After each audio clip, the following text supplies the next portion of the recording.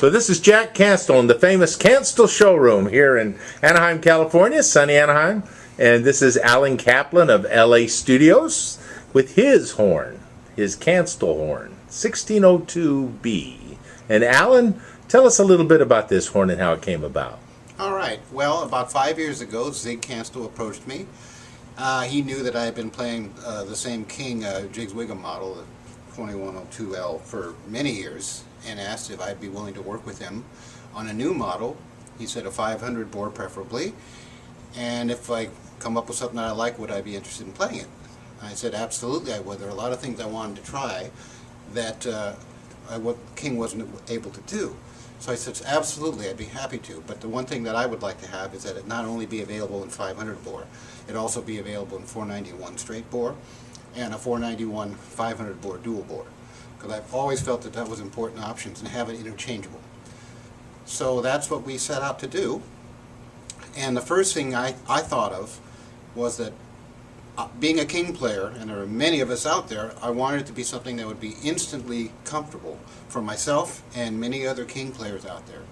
In terms of the distance the bell is from the face, that has a lot to do with how you hear yourself, and also the slide positions. Okay. It needs to be so that you can pick it up and automatically be comfortable with where you're putting your positions, because it takes a while to learn a different set of positions. Like if one horn is dramatically different from another, you can learn it, but it takes some time.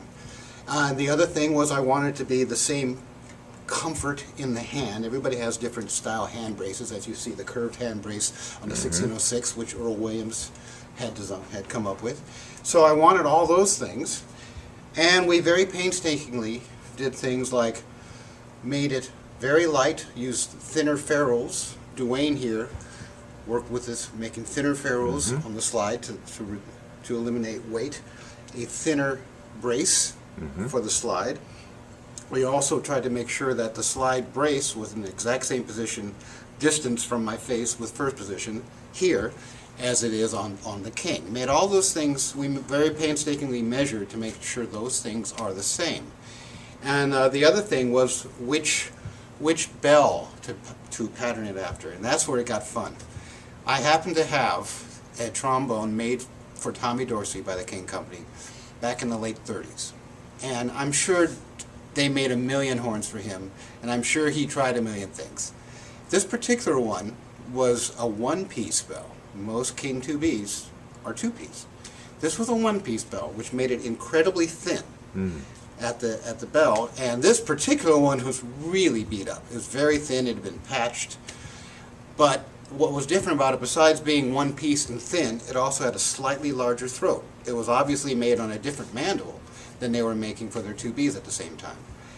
And he had given it to Matty Shiner, who was a wonderful trombone player and teaching at Duquesne University in Pittsburgh, and it eventually went to one of Matty's students, who let me try it one time, and I told him it was the greatest thing I ever played. He says, it'll be yours someday. And when he had to quit playing for health reasons, he gave me that horn. So that's what I have. That's a story. And it's a remarkable playing horn. It's it's a regular 2B slide, but it's a remarkable bell, and I thought this is a bell that should be duplicated.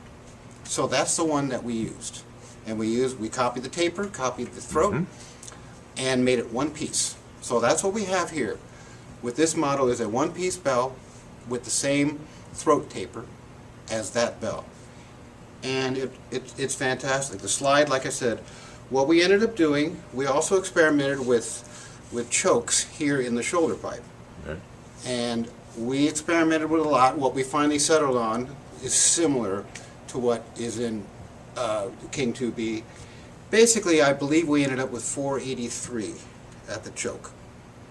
And the difference is you have some instruments that have more resistance up front and less later. I believe what's really key for a player is the optimum resistance.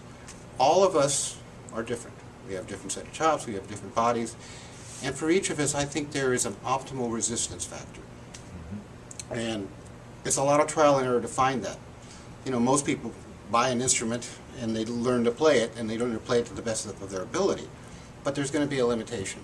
And if you have the option of being able to try these different resistance factors, you're probably going to hit on the one that suddenly rings. You resonate. You get more sound for the amount of air you're putting through, so suddenly you have better breath control. The horn resonates, so suddenly you're able to do more with the sound. You can back off and not lose the note. It'll take what you put out. You can give it the sound that you like. Instead of straining to get the note going and getting that edge, you can actually get the warmth. So I think that's really key for all of us players, whether you're professional, amateur, or just starting out. Right. And that's why what we did with this is we offered variables. First variable is in the leader pipes. We basically made a duplicate of what was in the horn that I played, the Jiggs Wiggum. We measured the choke, and we made a copy, and we initialed that JW. Then we also made optional one that is the same leader pipe that's in the 2B and also in their 500 bore horn called the 2B Plus. It's actually the same lead pipe with the same choke. They just make it longer to fit in the 500 bore, but that's the same. But neither one of those felt as free for me as I wanted. So we did some experimenting, and we finally came up with one that, to be technical, measures at .408 in the choke. And that one for me was the optimal resistance factor. And that's the one that we call the AK. Okay. So what I'm playing on is the AK pipe, and I have settled on the 491 and 500 bore slides. Dual bore. The dual bore. Now I went round and round trying the 500, the 491, because they all play great, and they're all slightly different. And like I said, it takes a while to zero in on what is optimal for you. For me, it was that. The other thing we had done was we tried brass outer slide tubes, and we tried nickel, and I stayed with the brass for quite a while, thinking that that was best for me. But eventually, I went back to the nickel silver and decided that that was the best for me. Mm-hmm. And that's very common in smaller bore trombones to play nickel slides. You see more brass outer slides in the larger bore instruments. So that worked, and we tried nickel and brass slide crooks and settled on brass. I see. So we have nickel, we have brass, we have lightweight, we have the same distance as in the King, we have the AK pipe. Now we got into the bells. We covered the shoulder pipe. So with the bells, we start off by trying to measure make the same thinness that was on that ancient Tommy Dorsey bell. And I believe that one came in at 18 thousandths thickness. And it played wonderfully responsive, but the drawback to it was, number one, it would dent so easily in a commercial playing situation. I don't think for most people would hold up very well without getting extremely dented. And also I felt there was a little bit of resonance that was being lost. It just lost some body. So then we went to the thicker, I believe it's 20, and that seemed to help quite a bit. It's still plenty thin, it's still very responsive, but that seemed to hold the body of the sound better. And that is the standard one that you normally see. Here's one right here. Mm-hmm. This is right here at the factory showroom, and this is that 20 thousandths thickness of a bell. Now, I still wanted to see what else was available, what else we could do. So Zig made up for me a copper bell, which has an amazing sound, and it's a beautiful looking instrument. But I found it took a little bit more work to get the upper register to produce for me and for my needs, and I do a lot of playing in the upper register. So we then tried red brass, which is great, and what ended up being the best for me, and this is what I have here in my hand, is the bronze bell. And I believe it's 70% brass and 30% zinc, I believe. But if you just refer to it as the bronze, that's what we have here. Okay. So that's basically the short story made long. Yeah, well, that's a story. But you know, the proof's in the pudding. One of the things that is such a winner for me in this instrument is the way it centers in the upper register. You know, for most people, things like the high B flat in third position, or certainly the high E in second, don't center very well, and guys are usually having to find other positions to make those notes really center. I definitely fought that over the years. And one thing that was a thrill for me was to see just how well you can center. Like, I'll show you what the high E does on this instrument.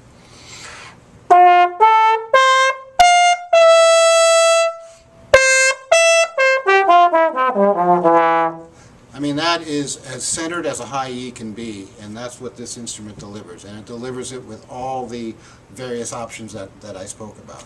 Also has a great solid high B flat and third.